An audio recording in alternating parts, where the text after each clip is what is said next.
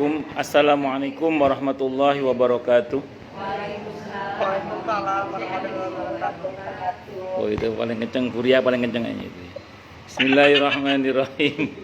Alhamdulillahirabbil alamin. Wa bihi nasta'inu ala umurid dunya waddin. Wassalatu wassalamu ala asyrafil anbiya'i wal mursalin. Sayyidina wa habibina wa syafi'ina wa qurrati a'yunina wa maulana Muhammadin wa ala alihi wa ashabihi wa dzurriyyatihi ajma'in, amma ba'd.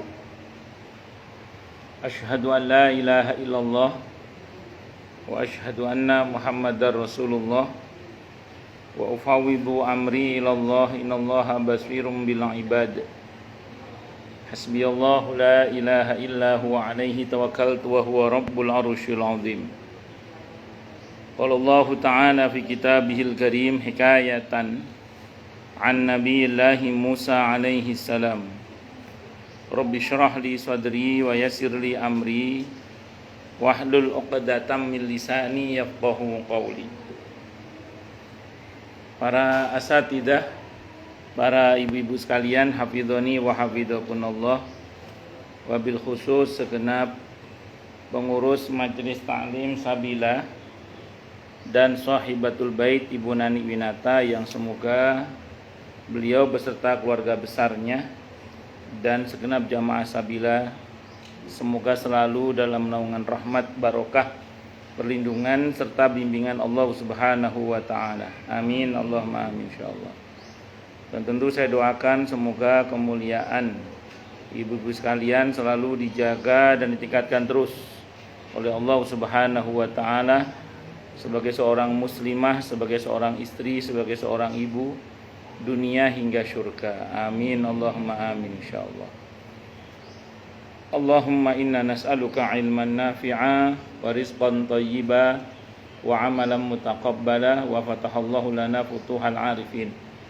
Allahumma inna na'udzubika min ilmin la yanfa' wa amalin la yurfa' wa qalbin la yakhsha' wa du'a'i la yusma'. Allahumma ati anfusana taqwaha wa zakkiha anta khairu man zakkaha anta waliyuha wa maulaha. Amin Allahumma amin insyaallah. Sebelumnya kita doakan kakak iparnya Mbak Ayu yang baru saja meninggal. Semoga Allah anugerahi beliau ampunan untuk segala dosanya. Allah terima amal kebaikannya. Kemudian Allah terima amal kebaikannya.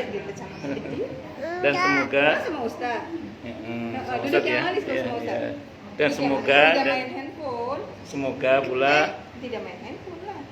Yuk, Angkat aja dia Ustaz. Angkat aja.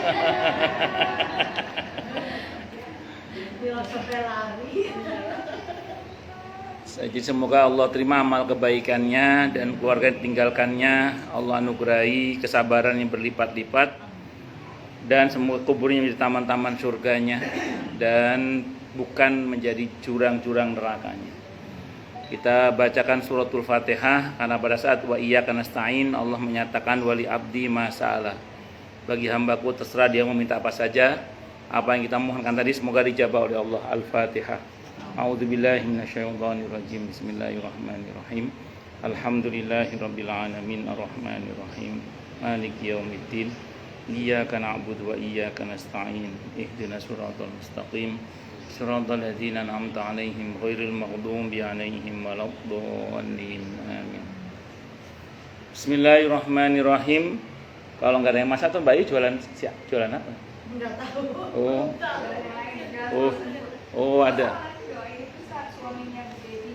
Oh yang sakit. Ya Allah. Oh ya. Ya.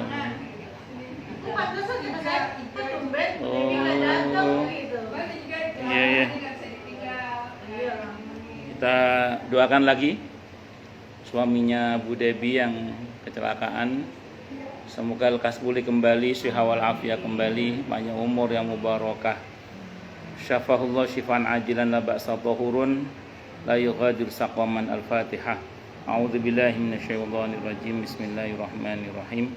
Alhamdulillahirabbil alamin arrahmanir rahim maliki yaumiddin iyyaka na'budu wa iyyaka nasta'in ihdinas siratal mustaqim siratal ladzina an'amta 'alaihim ghairil maghdubi 'alaihim waladdallin amin. Monggo. Waalaikumsalam warahmatullahi wabarakatuh. Monggo Bu Ursula. Bismillahirrahmanirrahim.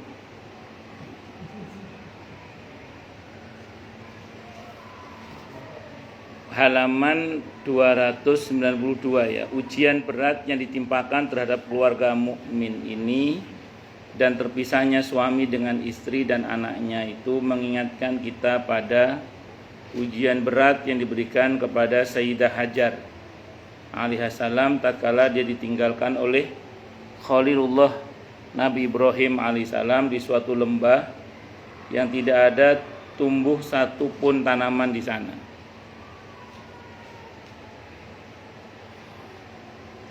Terus kemudian di dekat Baitullah Al-Muharram, lokasi Ka'bah, ketika Nabi Ibrahim alaihissalam hendak pergi meninggalkannya, Siti Hajar menggelayutinya seraya berseru, "Wahai Mas Ibrahim," ya kan suaminya kan, "Wahai Mas Ibrahim, apakah engkau akan meninggalkan kami sendirian di lembah ini? Kepada siapa engkau menyerahkan kami, wahai Mas Ibrahim?" Akan tetapi Nabi Ibrahim alaihissalam tidak menoleh kepadanya, gak tega, dan tidak menjawabnya sepatah kata pun. Maka Siti Hajar berkata, "Apakah Allah yang memerintahkan panjenengan melakukan ini?" Nabi Ibrahim alaihissalam menjawab, "Iya." Siti Hajar alaihissalam langsung menyahut, "Kalau begitu, dia tidak akan menyia-nyiakan kami." Jadi manusiawi ya, siapa yang tidak akan tegang diletakkan di suatu lembah hanya berdua dengan anaknya yang masih bayi, yang di situ nggak ada penduduk dan tidak ada tanaman, tidak ada air lagi, hanya bawa air segantang, atau kalau bahasa kita cuma beberapa liter air yang ya cukup untuk dibuat minum 1-2, nggak 1-2 hari, mas sehari 2 hari. Terus tiba-tiba tinggal pergi, dan itu atas perintah Allah. Memang cobaan Nabi Ibrahim itu berat sekali, makanya beliau digelari ulul azmi minar rusul. Baru sekian tahun menanti kehadiran anak, sampai usia 86 tahun baru punya anak. Itu sekalinya punya anak suruh pisah dengan anaknya. Pisahnya nggak 1-2 kilometer, 1.500 kilometer. Mekah Palestina itu kurang lebih 1.500 kilometer. Sudah kebayang ya bagaimana lama berharap kehadiran anak, sekalinya ada anak disuruh pisah sejauh 1.500 kilometer. Udah gitu nanti anaknya suruh nyembelih lagi, ya Allah. Itu berat sekali. Tapi Nabi Ibrahim itu tahu kalau perintah Allah, tidak mungkin Allah zalim kepada hambanya. Maka beliau taati. Tentu jangan sampai nanti kita itu dengan dalih mendengar bisikan anak disembelih, jangan juga. Kalau Nabi kan memang wahyu, ya steril, tahu mana wahyu, mana dari setan. Nah, kalau kita timbangannya syariat, tiba-tiba ada bisikan misalnya, potong sembelih itu suami kamu, jangan diikuti, itu setan itu. Nah, seperti halnya anak kecil yang di Cilanda, di mana? Cilanda itu ya. Lebak Bulus. Nah, itu ya analisa sementara psikolog, ahli pakar-pakar psikologi forensik itu mengatakan itu ada tekanan, memang ada tekanan dari orang tuanya. Itu kan anak tunggal ya, anak tunggal dipaksa harus pinter, dipaksa harus juara, harus berprestasi, sehingga kadang di sekolah itu kalau kata teman-temannya dia sering ngantuk, katanya karena semalaman dia belajar. Jadi dia dipaksa untuk menjadi seperti maunya orang tuanya, padahal anak tunggal. Nah, terus kemudian dia ikut akselerasi kan, usia 14 tahun sudah SMA dia. Iya. Nah, mungkin ya itu ada baut yang copot mungkin itu. Karena dipaksa, diforsir kan, bautnya copot, mungkin ya itu mulai masuk halusinasi atau bisikan dari bangsa jin, bisa juga kan. Wallahu a'lam. Ya jadilah yang terjadi itu, naudzubillahi min syarri dzalik. Makanya kalau kepada anak itu didiklah mereka itu sebagai manusia. Saya sering sampaikan di banyak tempat ini, saya juga masih belajar ya, kita semua belajar ya. Tentu di pada hal yang prinsip, kadang anak mesti dipaksa. Kayak harus ngaji, harus belajar, harus sholat. Ya, itu hal yang prinsip. Tapi kalau perihal kemudian harus berprestasi, harus bagus nilainya, harus nomor 1, itu saya kira jangan terlalu ditekankan. Bahwa kita dorong nggak apa-apa, tapi kita celah gara-gara tidak berhasil ranking 1 itu ya kasihan. Kenapa? Karena itu kok nggak manusiawi kalau menurut saya itu. Nggak manusiawi. Makanya didik anak kita itu sebagai manusia ala fitrahnya itu seperti itu. Saya sering sampaikan juga di banyak tempat itu gini, bahwa berbanding lurus dengan harapan itu kekecewaan. Jadi berbanding lurus dengan harapan itu adalah kekecewaan.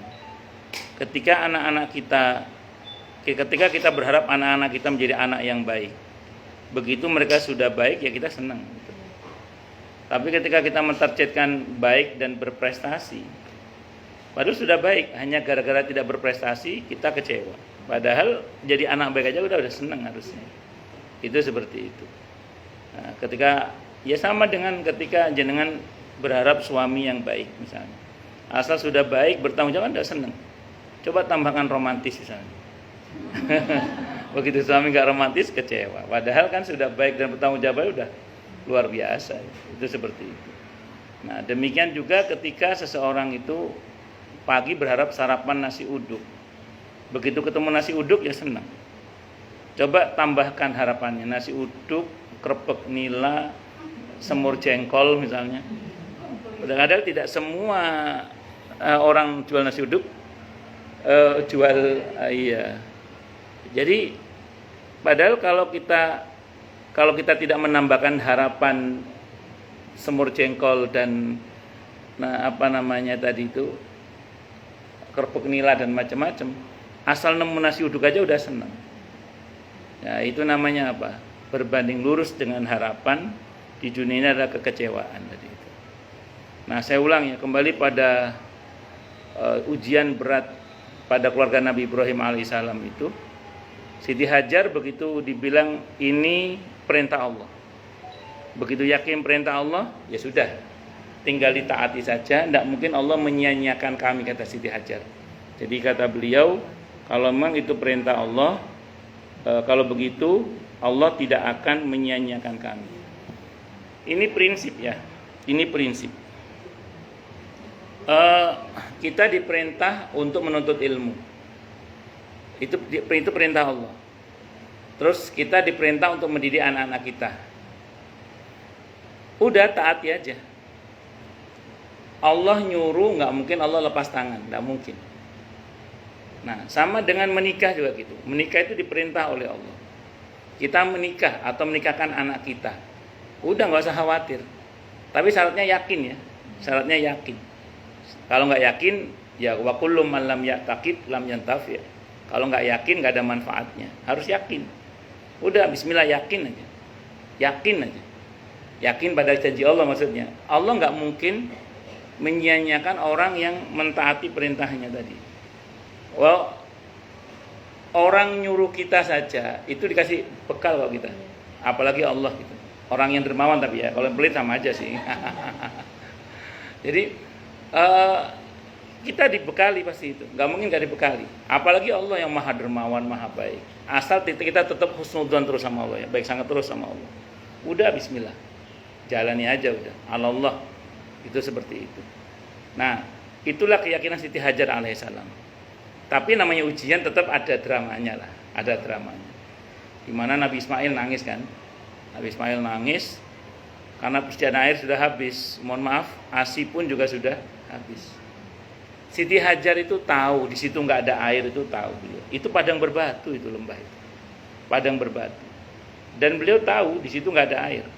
Tapi akidahnya, nah ini akidahnya mengatakan saya harus berusaha. Nah, usaha itu bahasa Arabnya sa'i itu, sa'yun itu. Sa'i itu bahasa Arab artinya usaha. Maka beliau berusaha naik ke Bukit Sofa, tengok sana, tengok sini. Ya beliau tahu nggak ada air, tahu, tapi akidahnya mengatakan saya harus berusaha. Ke Marwah, tengok sana, tengok sini. Nah, orang itu kalau ngambil spiritnya Siti Hajar alaihissalam, udah bismillah, usaha saja. Jangan terlalu banyak berhitung, nanti modalnya berapa, kalau nggak ada yang beli bagaimana rugi. Oke lah, silakan, tapi jangan terlalu, terus akhirnya nggak mulai gitu maksud saya. Yang penting kan mulainya itu. Yang penting mulai. Ya jangan ngawur juga, tapi kan mesti kan mulaiin. Ya kalau sekarang kita ngeliat Bu Ursula dengan prestasi penjualan seperti itu kan, sekarang kita, dulunya kan jatuh bangun juga Bu ya. Iya. Iya, kan namanya yang penting mulainya itu Bu ya. Kalau nggak dimulai itu malah repot. Mulai aja. Gitu. Jadi singkat kata singkat cerita, Siti Hajar begitu. Soal nemu nggak nemu air itu urusan belakangan. Yang penting mentaati perintah Allah untuk apa? Berusaha. Dan memang betul, beliau nggak dapat air di Sofa, nggak dapat air di Marwah, nggak dapat. Tapi dapat air nggak? Dapat. Di mana dapatnya? Di bekas jejakan Nabi Ismail dalam Sahih Bukhari yang digali dengan sayap malaikat Jibril di dekat Hajar Aswad, yang sampai sekarang airnya bisa kita nikmati itu, yaitu al-ma'u Zamzam, air Zamzam. Itu menurut satu penelitian yang pernah saya baca, air Zamzam itu mineralnya 40. Ini saya nggak tahu, kayaknya ada Bu Dokter mungkin saya nggak tahu. Konon infus itu 17 mineralnya. Itu aja udah sama dengan makan, apalagi Zamzam. Makanya orang kalau minum air Zamzam, kata peneliti yang saya baca tulisannya itu ya, orang itu andaikan tidak makan, hanya minum air Zamzam saja itu udah cukup, sudah cukup itu. Karena apa? Karena mineralnya tadi kurang lebih sekitar 40 itu air Zamzam. Dan saya pernah coba memang pas saya umroh pertama kali dulu itu, saya nggak sarapan pagi karena nggak tahu caranya sarapan saat itu, pertama kali umroh nggak ngerti. Terus singkat cerita akhirnya kita cuma bermodalkan minum air Zamzam, alhamdulillah kenyang. Tapi sambil ngemil sih. Orang Indonesia itu kalau belum makan nasi nggak makan, orang Indonesia. Gak seken bahasa Jawanya. Wis, jadi kita ambil spiritnya ya. Jadi kalau mentaati perintah Allah nggak usah khawatir. Nggak usah khawatir. Bismillah. Nah, tapi dengan catatan harus yakin ya, harus yakin. Kalau nggak yakin ya nggak ada manfaat. Harus yakin. Bismillah, yakin. Terhubung kepada Allah, yakin lah. Bismillah, jalani aja. Nah, termasuk tadi mentaati perintah Allah untuk berusaha aja. Hasilnya terserah Allah, jalani aja. Dan qaddar Allah sebagaimana yang kita tahu, manfaatnya bahkan keberkahannya bisa kita nikmati sampai sekarang. Dari zaman Nabi Ibrahim alaihissalam dulu. Allahu Akbar. Allah tabaraka wa ta'ala tak pernah menyia-nyiakan Siti Hajar alaihissalam. Allah subhanahu wa ta'ala menjaganya dan juga menjaga anaknya. Allah Ta'ala itu apabila dititipi sesuatu maka dia pasti menjaganya. Nabi Ibrahim juga nitip sama Allah. Ada doanya cukup panjang, doa Nabi Ibrahim itu untuk putranya dan istrinya itu, yang cukup panjang diambil dalam Al-Quran. Intinya satu deh, diserahkan keluarganya kepada Allah. Diserahkan keluarganya kepada Allah. Maka ibu-ibu serahkan anak-anak kepada Allah, serahkan suami kepada Allah. Kalau saya serahkan istri dan anak-anak kepada Allah. Serahkan semuanya kepada Allah.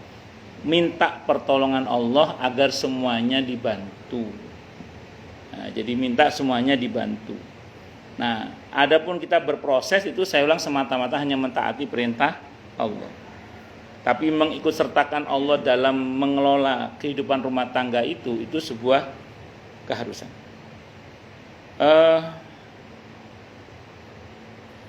Gimana ya? Kan saya ulang, saya mungkin sering saya cerita, ada masa di mana anak-anak harus jauh dari kita. Nah, kalau anak-anak masih TK, masih SD, oke lah, mungkin kita masih bersama. Tapi ketika mereka udah mulai usia-usia di mana mereka harus jauh dari kita, kan tidak mungkin kita tahan dengan dalih sayang terus mati potensinya, kan tidak boleh. Ada masa di mana mereka harus pergi jauh. Ada yang mungkin harus belajar, harus bekerja, harus ngikut suaminya atau ngikut istrinya atau macam-macam lah. Maka dari sejak awal libatkan Allah dalam kehidupan pribadi kita maupun keluarga kita. Karenanya serahkan kepada Allah. Sebagaimana Nabi Ibrahim itu menyerahkan semuanya kepada Allah. Maka kalau kita baca kisah Nabi Ibrahim, doanya itu banyak Nabi Ibrahim itu. Hampir semuanya itu. Makanya putra pertama namanya Ismail. Itu diantara terjemahan Ismail itu adalah apa? Anak hasil doa. Jadi anak hasil apa? Doa. Nabi Ibrahim itu jangan baca sejarahnya itu. Hampir semuanya doa itu. Di Al-Baqarah, di surah Ibrahim, di surah Ali Imran itu, macam-macam itu. Itu doa Nabi Ibrahim. Nanti searching aja di Google doa Nabi Ibrahim di dalam Al-Quran. Banyak sekali. Terutama untuk keluarganya itu. Untuk anak-anaknya. Betapa beliau itu menyerahkan semua-muanya kepada Allah. Bukan semuanya, semua-muanya. Apa itu? Bukan semuanya, tapi semua-muanya itu diserahkan kepada Allah. Ya kita bisa apa kita? Nabi Ibrahim jarak 1.500 km bisa apa beliau? Kan seperti itu kalau bukan karena pertolongan Allah. Allahu Akbar. Ini yang kita belajar dari keluarga Nabi Ibrahim. Dan ini termasuk keluarga yang recommended. Karena ada tiga keluarga dalam Al-Quran yang disebut seluruhnya baik. Dan tidak semuanya disebut seluruhnya baik.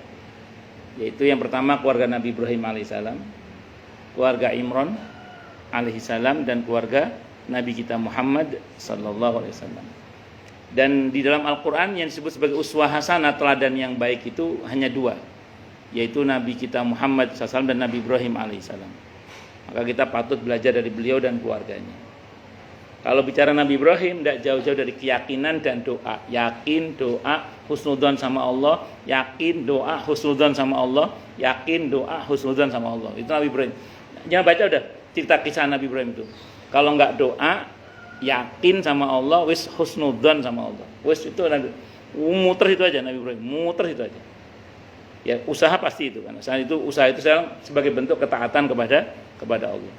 Kalau kita bicara langsung dengan Allah itu, beliau hubungannya tadi itu. Kalau nggak doa, yakin, udah apa baik sangka pada Allah. Udah gitu aja Nabi Ibrahim itu. Sama keluarganya tidak jauh-jauh dari itu. Allahu Akbar. Ummu Salamah radhiyallahu anha berpisah dengan suaminya Abu Salamah, namanya Abdullah kemarinnya. Bahkan dia juga Abu Salamah radhiyallahu an, bahkan dia juga berpisah dengan anaknya karena anaknya diambil oleh sukunya ya. Bahkan karena kan suaminya kan suku tersendiri, beliau suku tersendiri, sementara suaminya kan hijrah ke Madinah. Ummu Salamah tertahan oleh sukunya kan.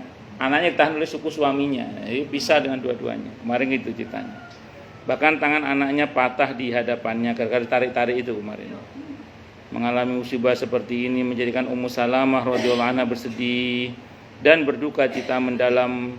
Dia merasakan perihnya hidup sendirian, terasing dan terpisah dari orang-orang yang dia cintai. Dia susah karena harus berpisah dengan anaknya yang menjadi buah hatinya, dan juga berpisah dengan suaminya yang mulia dan penyayang. Dia keluar ke lembah yang luas dalam keadaan menangis sepanjang hari dan terus menahan kelonggaran kepada Allah, terus memohon kelonggaran kepada Allah. Allah Subhanahu wa taala, dia sangat berharap Allah Subhanahu wa taala berkenan mempertemukan dirinya kembali dengan anak dan suaminya. Boleh nangis ya? Boleh nangis. Boleh nangis enggak? Boleh. Ini wanita, ini Ummu Salamah wanita solihah. Nangis enggak beliau? Nangis. Sedih enggak? Nah, boleh enggak sedih? Boleh. Yang enggak boleh itu apa? Meratap. Nangis boleh, sedih boleh, yang enggak boleh itu meratap. Meratap itu intinya satu.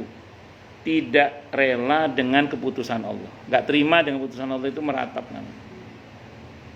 Selama kita dalam kesedihan itu masih berharapan baik kepada Allah, selama kita dalam menangis itu masih berbaik sangka kepada Allah, selama dalam keadaan sedih itu kita menerima semua keputusan Allah dengan sabar dan atau bersyukur dan atau dengan penuh keberserahan kepada Allah, sampai situ masih aman. Maka kalau sedih aja nggak apa-apa, nangis aja nggak apa-apa. Sedih aja, nangis, tapi jangan meratap. Jadi kalau udah mulai meratap itu sudah offset, gitu. Sudah melampaui batas, sudah berlebihan itu. Ngomel nggak ada masalah, asal ngomelnya bukan gini. Ini bahasanya Nabi ya. Kami bersedih dengan kematianmu wahai Ibrahim, wahai Qasim, putra beliau. Kami bersedih, tapi kami tidak akan berkata-kata kecuali dengan perkataan yang Tuhan kami ridho. Jadi kalau ibu mau ngomel boleh, itu dalilnya itu. Ngomel tapi ngomelnya Allah ridho. Ya Allah, semoga segera Allah kuat.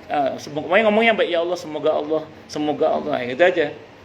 Jadi ngomelnya itu sambil ngomel yang membuat Tuhan kami ridho. Jadi kami sedih wahai Ibrahim, pas putranya Seto itu, termasuk pas Qasim Seto, Sayyidina Qasim Seto radhiyallahu anhuma itu, Nabi bilang kami sedih. Tapi kami tidak akan berkata-kata kecuali dengan kata-kata yang Tuhan kami ridho. Jadi boleh, ngomel boleh, itu dalilnya itu. Tapi ngomelnya yang Allah ridho. Jadi kita gunakan ngomel itu untuk energi yang positif lah, yang berharapan baik. Iya, yang harapan baik.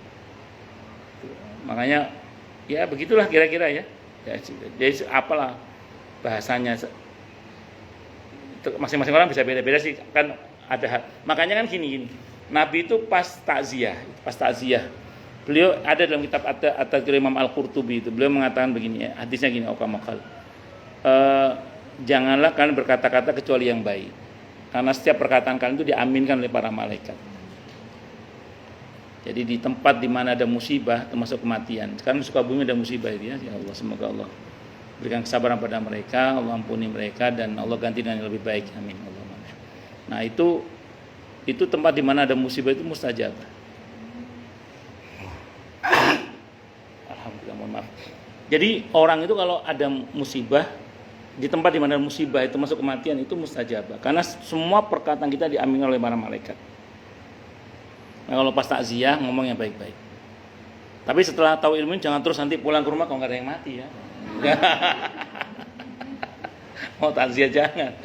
Tapi itu cukup kita ketahui kalau suatu saat kita takziah jangan ngomong kecuali yang baik. Karena perkataan kita itu diambil oleh para malaikat, terutama keluarga.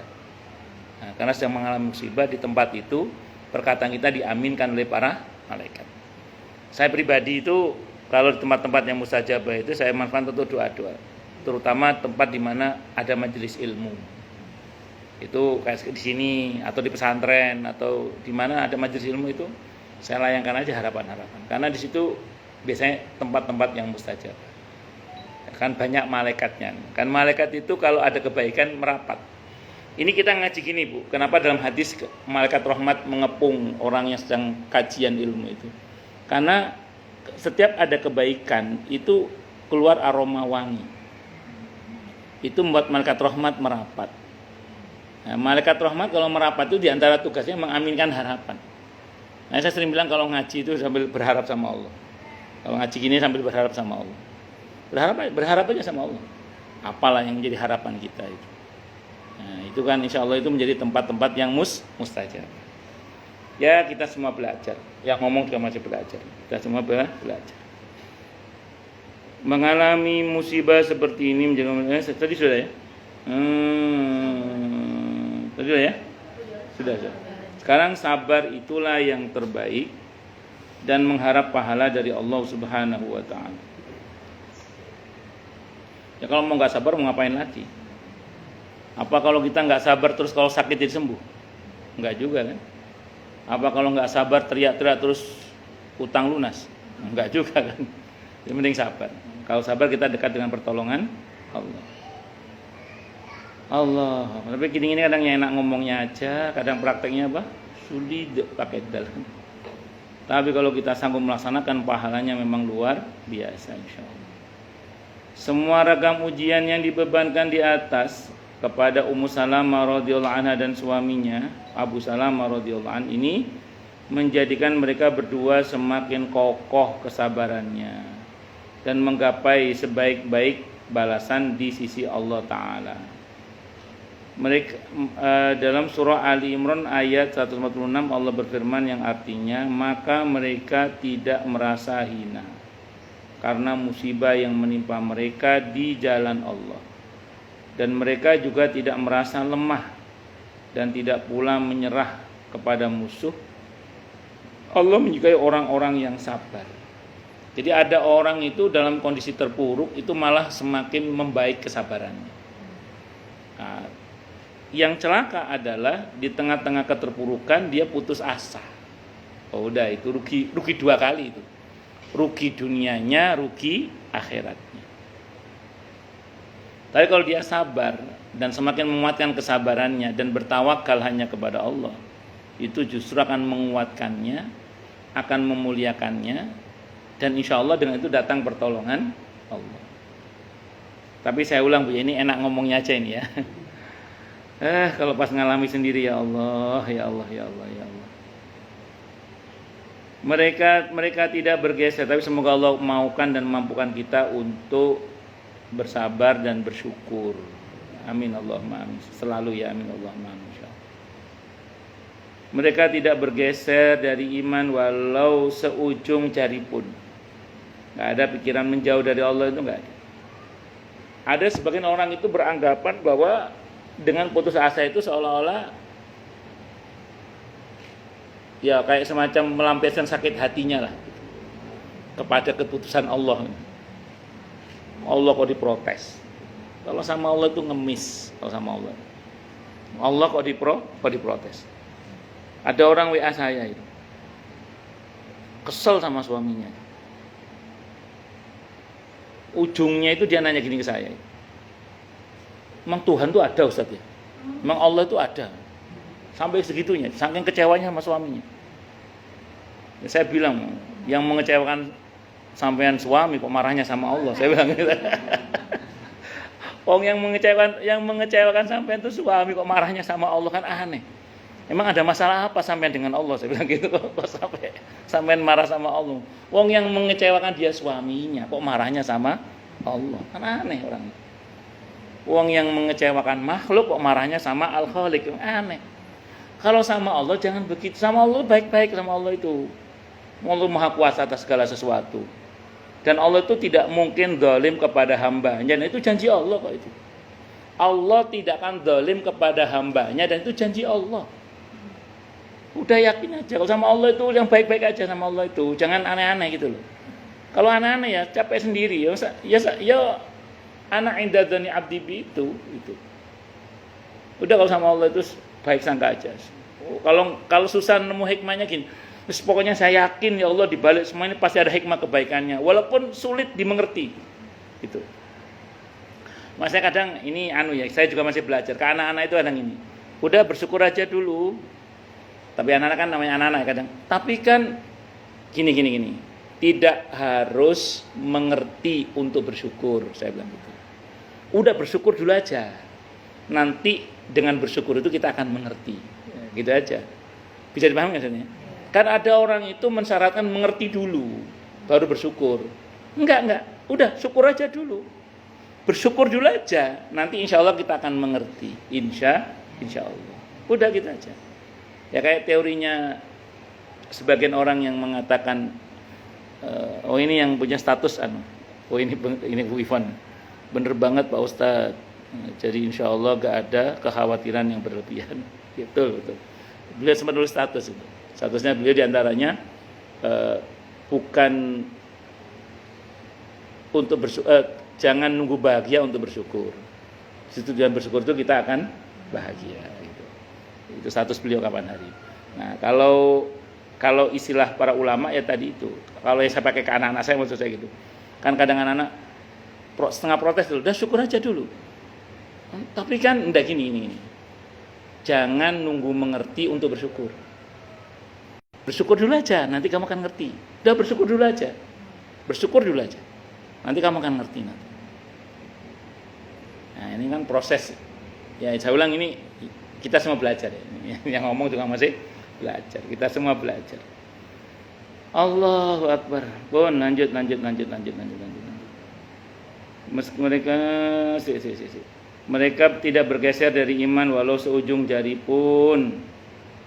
Masih saya ulang, bersyukurlah pada Allah kalau panjenengan dalam kondisi yang sulit misalnya masih tetap berpikiran kembali pada Allah, bukan menjauh dari Allah.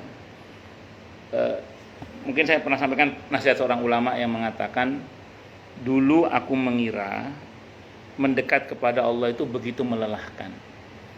Ternyata kata ulama itu, menjauh dari Allah itu lebih melelahkan. Saya ulang ya, dulu aku mengira, kata ulama itu, mendekat kepada Allah itu begitu melelahkan. Tapi ternyata menjauh dari Allah itu lebih melelahkan. Ya udah sejauh-jauh lah. Kalau saya sering buat contoh sederhana misalnya. Ada orang kerja keras, kerja cerdas, tanggung jawab, bayar utang. Capek apa capek? Capek, tapi terhormat ya. Terhormat, bahagia, terhormat. Ada orang itu nggak tanggung jawab, ngutang nggak bayar, serintas-serintut, menghindar terus, pura-pura nggak kenal, macam-macam. Capek nggak itu dia? Capek, lebih capek bahkan kan. Udah gitu terhina lagi kan. Nah, mending terhormat kan. Kerja keras, capek, tanggung jawab. Kalau nggak sanggup ya minta maaf sambil terus berusaha, kan lebih terhormat. Dimarahi resiko, gitu. Itu lebih terhormat daripada serintas-serintut, pura-pura nggak kenal, lari sana lari sini.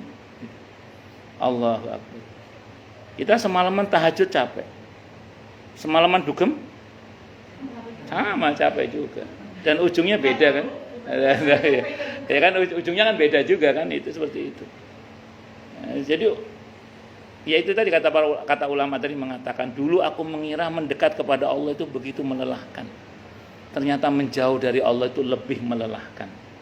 Lebih melelahkan. Allahu Akbar pun nanti.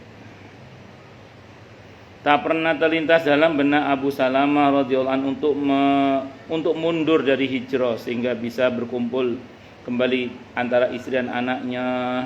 Bahkan dia meninggalkan keduanya kepada Allah tabaraka wa taala, dalam keadaan menjual dirinya kepada Allah Subhanahu wa taala. Kalau menjual dirinya kepada Allah berarti menyerahkan semuanya kepada Allah. Menjadikannya di depan kedua matanya, artinya menjadikan Allah selalu ada di dalam pandangannya. Jadi pokoknya melihat segala sesuatu pakai cara pandangnya Allah. Dalam pengertian, ini Allah ridho enggak? Allah senang enggak? Allah murka enggak? Nah, itu pokoknya gitu aja, nilai yang dipandang gitu aja pokoknya. Allah Ta'ala berfirman di surah At-Taubah 111 yang artinya sesungguhnya Allah telah membeli dari orang-orang beriman diri dan harta mereka dengan memberikan kepada mereka jannah. Jadi kita dibeli oleh Allah dengan surga asal kita mau menyerahkan diri kita kepada Allah. Menyerahkan diri kita kepada Allah itu apa namanya? Islam itu patuh, pasrah, tunduk, berserah diri kepada Allah. Kita serahkan diri kita kepada Allah, nurut pada ketentuan Allah. Apa-apa yang dihitung adalah ini Allah ridho apa tidak gitu. Dirinya dan apa saja harta yang dia miliki, anak istrinya semuanya adalah tebusan untuk Allah tabaraka wa taala dan untuk menolong din yang agung ini, agama Allah maksudnya. Bukan din ya. Dia berkorban dengan perpisahannya dengan Ummu Salamah radhiyallahu anha, istrinya dan anaknya. Dia mengharapkan pahala Allah Ta'ala darinya dengan sabar dan terus mengharapkan pahala dari Allah Subhanahu wa Ta'ala semata-mata. Beginilah sikap sahabat yang mulia. Begitu juga Suhaib Ar-Rumi radhiyallahu anhu ketika dia hendak berangkat ke Yathrib. Yathrib itu Madinah ya, sebelum Madinah namanya Yathrib. Lebih tepatnya Thaibah ya. Nama Nabi ganti dengan nama Thaibah, negaranya namanya negara Madinah. Namanya Al-Madinatul Munawwarah. Kalau nama aslinya Nabi ganti dengan nama Thaibah. Yathrib itu nama orang yang buka lahan di Madinah, tapi dia penyakitan orangnya. Ya, jadi maka Nabi ganti karena penyakitan, Nabi ganti dengan nama Thaibah. Thaibah itu bisa berarti obat, bisa berarti baik gitu. Itu Thaibah. Nah, terus terus negara yang sistem pemerintahannya Madinah. Tamadun berperadaban. dia dia berkorban dengan perpisahannya dengan Ummu Salamah radhiyallahu anha, istrinya dan anaknya. Dia mengharapkan pahala Allah Ta'ala darinya dengan sholat dan terus mengharapkan pahala dari Allah semata-mata. Orang untuk mendapatkan gelar S1 saja itu harus pisah dengan keluarganya kadang nggih. Kalau untuk kuliah kan, kuliah. Kemudian pasti korban biaya, tenaga, dan bahkan pisah dengan keluarga sebagian ya. Ada yang jauh kuliahnya sehingga pisah dengan keluarga. Itu untuk mendapatkan gelar S1. Apalagi untuk mendapatkan gelar orang yang bertakwa. Jadi kita mesti mau korban biaya, tenaga, kadang pisah dengan keluarga. Nah, kayak gini jenengan kan insya Allah ya korban waktu, betul ya? Korban biaya, betul ya? Enggak sih kalau beranak dekat jalan kaki enggak ada. Tapi yang jauh-jauh kan iya, Budesi itu korban biaya itu motornya itu. Dengan helmnya yang unik itu Masya Allah. Itu enggak takut ditilang itu, Bu. Helm kayak gitu itu. Yakin nggak ada polisi? Weh, yakin gak ada polisi? Ya. Iya. Ya wes. Diain aja. Kalaupun ada di bawahnya ada yang. Oh, sudah ada. Ada yang sama. Masya Allah. Kenapa nggak pakai yang di dalam? Iya. Wes, biaya dan pisah dengan keluarga. Jam segini enaknya ngapain, Bu? Jam segini enaknya ngapain? Jam segini. Apa? Leye-leye. Apa? Nonton drakor enggak? Tapi Ibu pilih ngaji, Masya Allah. Pilih ngaji, semoga dibalas dengan yang lebih baik. Amin. Kalau bahasa sederhananya, kita meninggalkan kesukaan kita demi untuk ada dalam ketaatan kepada Allah, mencari ilmu ini kan sebuah pengorbanan juga. Pengorbanan yang Allah tidak akan sia-siakan. Pasti Allah balas insya Allah. Ya, semoga dengan balasan yang lebih baik. Amin. Allahumma amin. Allahu Akbar. Yang online termasuk juga nggak yang online ya? termasuk insya Allah yang online termasuk juga insya Allah. Kalau bahasanya para malaikat kepada Allah dalam hadis Sahih Muslim kan ketika semua harapan orang yang datang di majelis ilmu itu Allah kabulkan kan. Nah, terus malaikat ada yang bilang, ya Allah ada satu atau dua orang atau seseorang yang bersama dengan mereka tapi tidak termasuk golongan mereka. Apa masuk dalam catatan yang beruntung itu? Kata Allah tidak kecewa siapapun yang duduk bersama dengan mereka. Kalau kita kembangkan maknanya tidak kecewa siapapun yang gabung dengan kita termasuk yang online ini. Yang hadir in maupun yang hadir on. Semoga ya amin Allah. Pun lanjut. Beginilah sikap sahabat yang mulia. Begitu juga Suhaib Ar-Rumi ketika dia hendak berangkat ke Yathrib, berhijrah kepada Allah dan Rasulnya. Orang-orang musyrik berkata kepadanya, kamu dulu datang ke Mekah dalam keadaan miskin, tak berharta. Kemudian kamu mengumpulkan harta di sini. Apakah kamu hendak pergi menemui Muhammad SAW untuk memperkuat dia hingga dapat mengalahkan kami? Enak banget kamu, kata orang kafir. Kamu dulu di sini gak duwe apa-apa, modal dengkul. Kamu kaya di sini, tahu-tahu kamu mau pergi.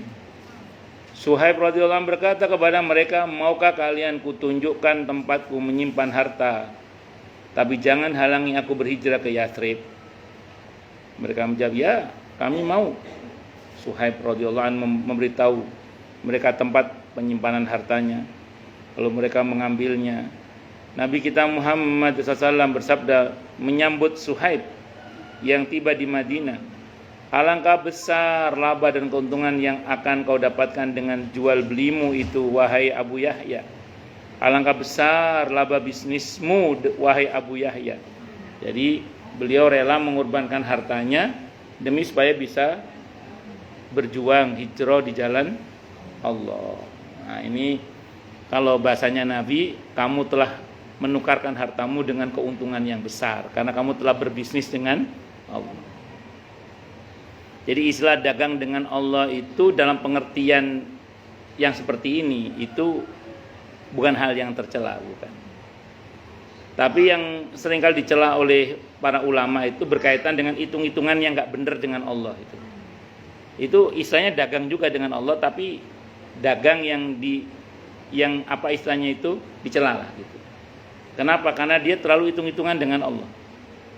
Contoh gini misalnya, ketika mau beramal kebaikan misalnya, nanti saya dapat apa? Akhirnya ada tindakan meremehkan kebaikan hanya gara-gara ini kurang nendang ini aja ya. Itu yang nggak bagus. Tapi kalau kita berbuat sesuatu karena Allah, berharap ridho Allah, cinta Allah, berharap mendapatkan kebaikan di sisi Allah, itu tidak apa-apa, silakan aja. Tapi jangan serta dengan meremehkan kebaikan yang mungkin kita mungkin ya kita tidak melakukannya lah istilahnya. Karena kalau dalam Islam itu jangan meremehkan kebaikan walaupun dia perkara yang kecil, karena dia adalah merupakan hal yang bisa membuat kita masuk surga. Maka Ibnu Qayyim Al-Jauziyah rahimahullah mengatakan, kalau kita meremehkan satu kebaikan, segera katakan begini, bisa jadi dengan ini saya masuk surga. Jadi tetap lakukan saja. Itu kalau kata Ibnu Qayyim. Monggo silakan yang mau tanya, protes, marah boleh silakan. Masalah itu masalah yang lain boleh.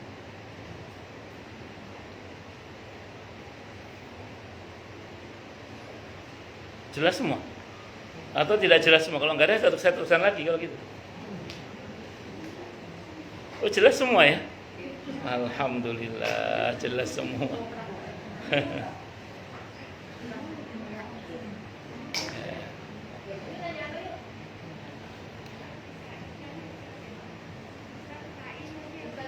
Oh sa'i itu artinya usaha. Sa'i itu sa'yun. Di antara kegiatan sa'i itu lari-lari kecil. Kegiatannya sa'i. Sa'i itu dari kata sa'yun, artinya usaha. Ya, sa'i itu artinya usaha. Di antara aktivitas sa'i itu adalah lari-lari kecil untuk laki-laki. Itu antara lampu hijau yang sekitar 50 meter itu. Itu ada kesunahan untuk lari. Wallahu a'lam bishawab. Yang Toibah itu wilayahnya, nama wilayahnya Toibah. Ya, Ibu kalau sekarang kalau Kita nggak pernah dengar Toibah. Ya, Madinah itu kan tanah haram. Ya, tanah haramnya itu aslinya namanya Toibah. Di tanah haramnya itu aslinya namanya Toibah. Aslinya kan di dalam Toibah itu berdiri satu negara. Negara Madinah. Ya, negara di Toibah itu berdiri satu negara namanya negara Madinah. Wilayahnya mencakup di luar Toibah termasuk. Nah, jadi ada di luar Toibah itu masuk wilayah cakupannya Madinah. Karena Madinah itu punya wilayah di luar Toibah gitu. Makanya nanti ada istilah sekutunya Madinah itu luas sekali, bisa luas sekali. Tapi kalau wilayah yang tanah sucinya itu aslinya namanya Toibah, aslinya. Cuman yang populer sampai sekarang adalah Al-Madinatul Munawwarah. Ya.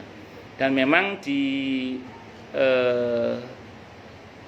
di administrasi Saudi itu dikenalnya memang Madinah. Ya, bukan dikenal dengan Toibah. Walaupun nama aslinya di masa Nabi itu namanya Toibah. Wallahu a'lam bishawab. Karena nanti negara Madinah itu mencakup Mekah, negeri Hijaz itu nanti mencakup sebagian negeri Yaman, nanti sampai bumi Syam itu wilayahnya. Itu wilayah negara Madinah saat itu, negara Madinah saat itu. Itu hingga Khulafaur Rasyidin berakhir itu negaranya masih namanya negara Madinah. Nah begitu Muawiyah bin Abi Sufyan berubah namanya Daulah Bani Umayyah, berubah nanti Daulah Bani Abbasiyah sampai dengan Sayyidina Hasan radhiyallahu an, Khulafaur Rasyidin Abu Bakar, Umar, Utsman, Ali radhiyallahu anhum dan Sayyidina Hasan radhiyallahu an, itu negaranya masih Madinah. Begitu diserahkan kepada Sayyidina Muawiyah radhiyallahu an, berubah namanya menjadi Daulah Bani Umayyah. Dan sistemnya sudah kerajaan, monarki, bukan lagi khilafah ala minhajin nubuwah. Berlaku putra mahkota itu. Terus nanti begitu sampai daulah Bani Abbasiyah dan yang lain-lain. Saya kira. Perubahan dari bentuk istilahnya kerajaan itu ini nggak keluar dari jalur Islam nggak? Diprotes itu. Jadi ketika Sayyidina Muawiyah radhiyallahu anhu membentuk putra mahkota Yazid bin Muawiyah saat itu menuai protes keras itu. Iya. Banyak para sahabat yang menuai protes. Tapi itulah ijtihad beliau ya. Jadi beliau dihadapkan pada satu kondisi di mana diserahkan kepada siapapun pemerintahan setelah beliau itu pasti ujungnya chaos. Karena selama kepemimpinan Muawiyah bin Abi Sufyan 20 tahun muslimin damai. Nah, ini akan ada potensi konflik kalau diserahkan ke orang yang salah. Beliau akhirnya ijtihad bahwa ijtihad beliau salah itu urusan lain ya. Akhirnya beliau buat keputusan mulai sekarang akan saya tunjuk putra mahkota Yazid bin Muawiyah radhiyallahu Yazid bin Muawiyah. Wah, ini yang berdarah-darah ini. Yazid bin Muawiyah itu yang bilang tadi. Jadi ya terlepas dari apakah beliau salah dalam berijtihad, yang jelas di masa Yazid bin Muawiyah ini berdarah-darah ini. Berdarah-darah. Nanti ketika Yazid mangkat, putranya namanya Muawiyah ibn Yazid. Ini bagus ini. Khalifahnya bagus. Cuman umurnya enggak panjang. Iya, umurnya enggak panjang. Setelah itu diganti lagi yang ya sejarahnya cukup panjang lah. Sampai nanti Umar bin Abdul Aziz. Itu damai lagi. Cuman hanya 29 bulan. Setelah itu kacau lagi. Ya. Ya begitulah pasang surutnya pemerintahan kan. Ya. Ya begitu, pasang surutnya begitu. Allah alam. Gitu. Nggih, silakan Bu. Saya kan suka data sekarang itu paket ke Aula, jadi dari Oh. Nah itu gimana sih, kan bukannya apakah benar katanya bukan bagian itu yang dilaknat gitu, tapi bagian yang lain, dari sisi lain, dari sisi Aula itu gimana ya? Kalau umroh itu ada agenda ke tempat wisata baru di Saudi itu. Konon itu wilayah yang pernah turun adab di situ. Iya, pernah turun adab di situ. Saya kurang tahu sih Bu. Cuman beberapa kawan kan Ustadz itu pernah ngasih komentar. Ya wong tempat diadab kok orang kok datang ke sana. Ya harusnya ya jangan. Kalau ada yang ngeles apa tadi katanya? Katanya bukan bagian yang situ, tapi bagian yang berbeda. Iya, Nabi aja berusaha menjauhi, kita mendatangi. Mending gak usah. Kalau saran saya, paket umroh yang gak usah datang ke situ. Kalau misalnya nanti ada paketnya datang ke situ, kalau saran saya sih gak usah ikut ya. Kalau saran saya, beberapa kawan-kawan saya Ustadz yang paham itu sih tidak mau ke situ. Kalau ada yang mau sendiri aja, tidak, travelnya tidak melayani. Kecuali yang memang senang dengan city tournya. Itu. Kalau saran saya sih nggak usah ke situ lah, Bu. Kalau saran saya, dan saya kalau komentar para ustadz yang saya kenal ngomongnya begitu. Iya, yang saya kenal. Ini Bu Tuti S. Assalamualaikum. Waalaikumsalam. Afwan Ustadz, izin duluan karena lowbat. Jazakillah khair ilmunya. Tuti Sukiran. Ya Bu, semoga lekas pulih kembali baterai HP-nya. Siapa Bu Tuti Sukiran yang mana orang? Siapa? Kakaknya Bu. Oh, nggih. Monggo yang lain silakan kalau ada.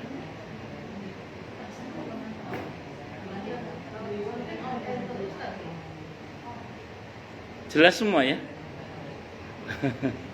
Atau tidak jelas semua? Bu Maulana kayaknya ngantuk Bu Maulana. Oh. Enggak. Enggak apa-apa Bu. Ngantuk aja masih mau ngaji, alhamdulillah, masya Allah. Baik, kita tutup nggih. dengan hamdalah, alhamdulillahirabbil alamin. Semoga kajian kita bisa bermanfaat, mubarakah fid dini wa dunya wal akhirah, untuk kita, keluarga kita dan seluruh umat Islam semuanya.